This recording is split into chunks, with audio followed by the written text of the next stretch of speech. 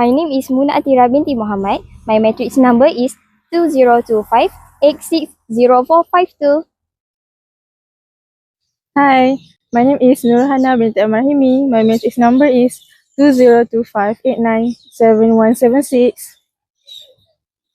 Hi, my name is Amila Zafira binti Muhammad Hashim. My matrix number is 2025891508. Hi, my name is Ahmad Iskandar bin Zahiri. My student ID is 2024792545.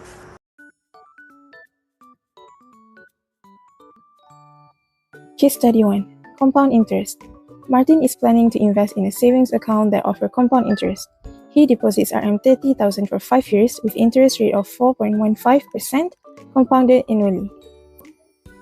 The objective of compound interest, the first one is to determine the accumulated amount at the end of the saving or investment period. Second, to calculate the total interest received. Third, to calculate the account balance at the end of the saving or investment period if there is an additional or withdrawal amount during the saving or investment period.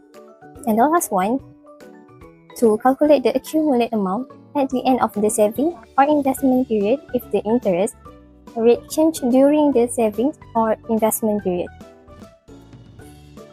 Question A. Find the accumulated amount at the end of the investment period.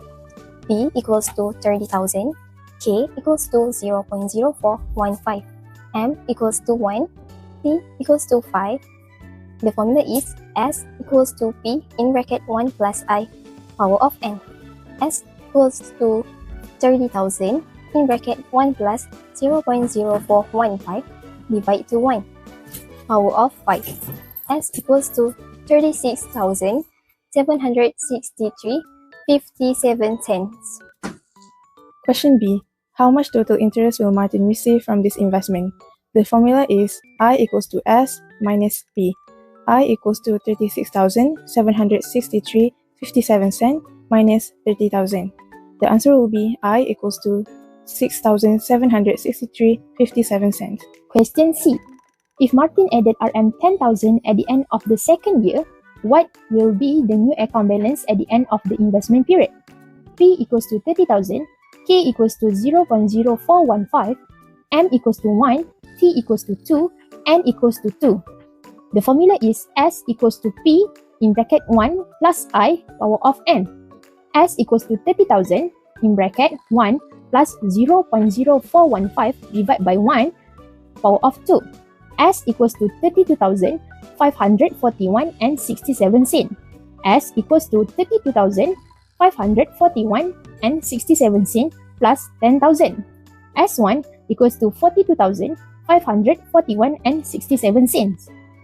P2 equals to 42,541 and 67 cents. K equals to 0.0415, M equals to 1, T equals to 3, N equals to 3. S2 equals to P2 in bracket 1 plus I power of N. S2 equals to 42,541 and 67 cents in bracket 1 plus 0.0415 divided by 1 power of 3. S2 equals to 48,060 and 95 cents. For the question D, if the interest rate changes to 1.13% after the third year, what will be the accumulated amount at the end of the investment period? So P equals to 3,000, K equals to 0.0415, M equals to 1, and T equals to 3. So we use the accumulated amount formula as equal to P bracket 1 plus I bracket to the power of N. S equals to 3,000 bracket 1 plus 0.0415 over 1 bracket to the power of 3. So the answer is 33892.15. After that, we got P2 is 33892.15, K equals to 0.0113, M equals to 1, and T equals to 2. And we use the same formula as for the period for 2, S to the power of 2 and P to the power of 2 bracket 1 plus I bracket to the power of N. So S equals to 33892.15 bracket 1 plus 0.0113 over 1 bracket to the power of 2. So the answer is 34662.44.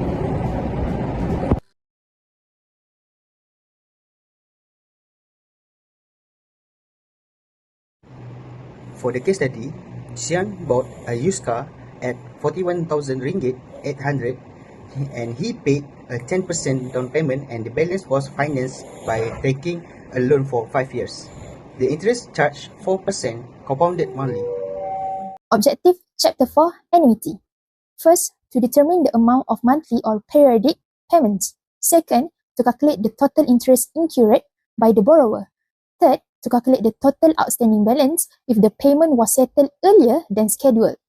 And the last one, to determine the outstanding areas that must be settled on the next payment if the borrower missed the NTH consecutive monthly payments. Question A. Find the monthly payment amount for the loan. K equals to 0.04, M equals to 12, I equals to 0.04 divided by 12, N equals to MT equals to 12 times 5 and we got 60.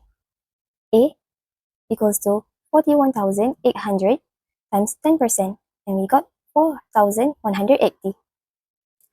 41,800 minus 4,180, we got RM 37,620.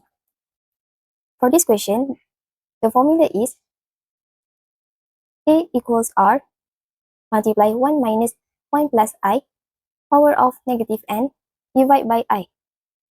37,620 equals to R multiply 1 minus 1 plus 0.04 divided by 12 power of negative 60 divided by 0.04 divided by 12.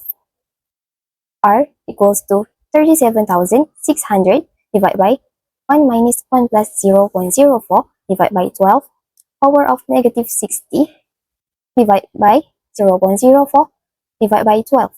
And the final answer is RM 692.83 cents. Question B. How much total interest will he incur over the life of the loan? The formula is I equals to R in bracket N minus A equals to 692.83 cents in bracket 60 minus 37,620.